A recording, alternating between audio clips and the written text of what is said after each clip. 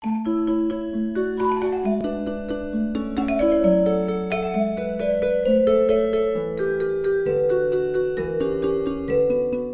everybody, today is a beautiful day in New York City, and I am going to introduce you to a concept that a very good friend of mine, Andrea Syrtash, coined herself, called love labels. Now, love labels are similar to the fashion labels in the sense that we all have our preferences, right? There's Gucci, Calvin Klein, and Taylor, Versace, you get the point.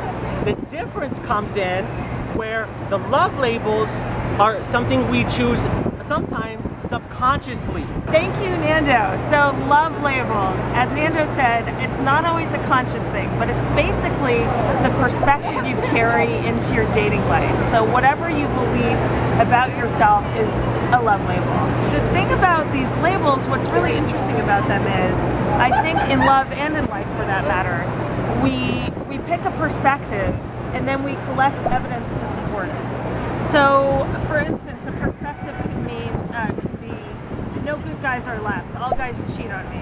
Let's say that. I guarantee if you walk around with that love label, you will find those guys.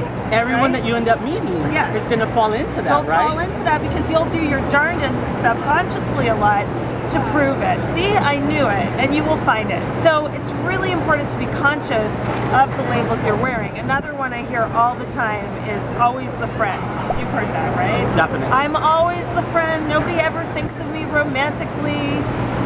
Well, the problem with that love label is, guess what? If you walk into your crush's room thinking he or she only sees me as a friend, you will, I promise, you will not have any flirty, fun, sexual energy. That will be out the window because you will be proving the friendly. I really love the concept of you will find the evidence to support your theory or your love label, because that's so true.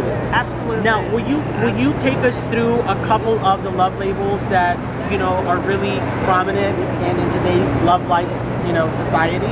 Yeah, well, one that I think I hear all the time, and as you just pointed out, these perspectives are in a way they're our choice, which is hard to convince people of, because I think sometimes we feel very victimized by dating, right, for instance, and we don't realize that our perspective really does affect our results. So a perspective I constantly hear is, I'm tired, I'm sick and tired of dating, I have no energy, and I want to say I totally get that. I would never tell someone, that's crazy, that's so negative, you shouldn't. Dating is exhausting, but you have to realize that it takes resilience, it takes great patience, and if you want to find a match, everybody who's found their match went through tiring, crazy dating scenarios. So I think that's very key, because I think sometimes people feel, I'm meeting the wrong people. Why is it that this person cheated on me? Whatever. And it's just like, I think a lot of us went through that, right? Everybody.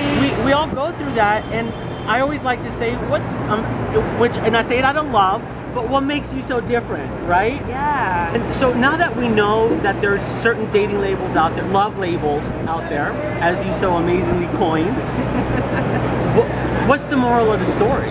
Like, what do we do now that we know? The moral of the story is choose a different perspective that feels empowering to you and not self-defeating, because if you think dating is exhausting, dating is no fun, it won't be.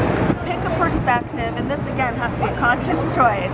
This month I'm going to commit to a new love label, something like, I'm a great catch and good guys are everywhere. Now, even if you don't believe it, practice saying that, then start collecting evidence to support it. For instance, if you say, I'm a great catch, and you can't make a list of what makes you an amazing catch, look at it before you go on a date, and if you can't come up with it, ask a good friend to help you.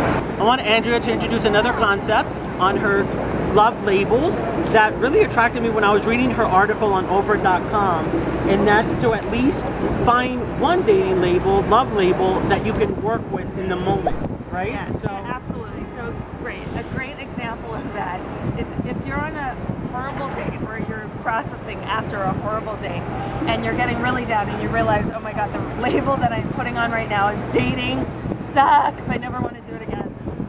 Think of that. One of the exercises I encourage people to try is replace that label with another one that you still believe. So maybe it's dating is funny. Like, find in your lame date, find something that is actually funny about the guy, about the experience, because I promise even a bad date makes a great story.